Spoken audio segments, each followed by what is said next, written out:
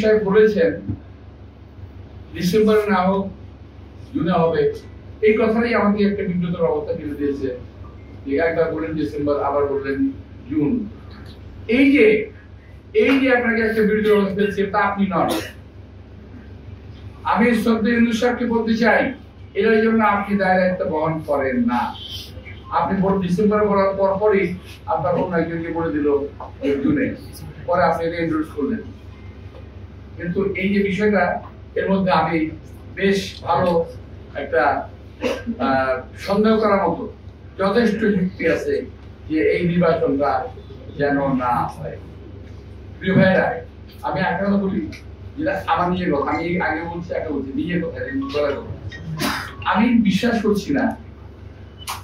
আমি আশা করছি, একটা কথা আছে ইংরেজিতে, go for the best, think for the West. ভালো কিছু আশা করো, খারাপ কিছু চিন্তা করো। খারাপ করে চিন্তা করো, ভালো কিছু আশা করো। আমি ভালো কিছু আশা করি, খারাপটা ভাবে এইভাবে সম্ভবত নির্বাচন খুব তাড়াতাড়ি ওনারা করবে না। আমি তার কোন লক্ষণ আমি দেখি না। কয়েকটা দল যা শুরু করছে, এইটা না হলে নির্বাচন হবে না, ওইটা না হলে নির্বাচন হবে না, এইটা না হলে নির্বাচন হবে না। যদি এগুলো হতো নাকি নির্বাচনে কেউ নেওয়া হয়? কেউ বলেই ফেলেছেন যে আমরা নির্বাচনে যাব না।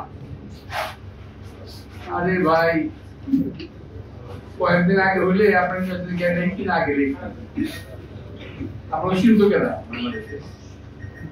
আপনার নির্বাচন যাবেন না, কোন লাভ নাই। আমার মনে হয় নির্বাচনটা যথাসময়ে আমরা আশা করতে পারি। আমি খারাপ কথা বললাম যে আমি খারাপ কথা বললাম, খুব দ্রুত নির্বাচনের সম্ভাবনা কম। আর ভালো কথা বললাম যে আমি আশা করছি নির্বাচনটা হবে।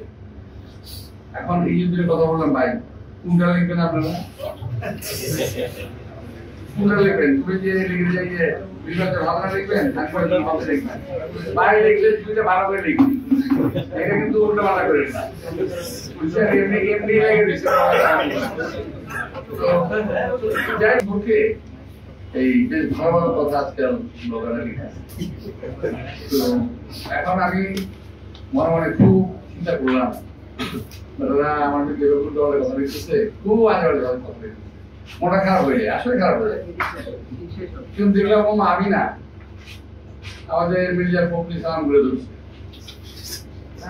তারপরে দেখলাম ফজলুল সাহেবেরও ধরছে, তারপর দেখলাম সারাদিন সাহেবেরও ধরছে, আমার ভাতিজা ইসলাক সাহেবের ইসলাকটা ধরছে। আমাদের গতকাল দেখলাম কয়েকটা লোক, এবং আমি মনে করি এই লোকগুলো দেশ এবং জাতির শত্রু।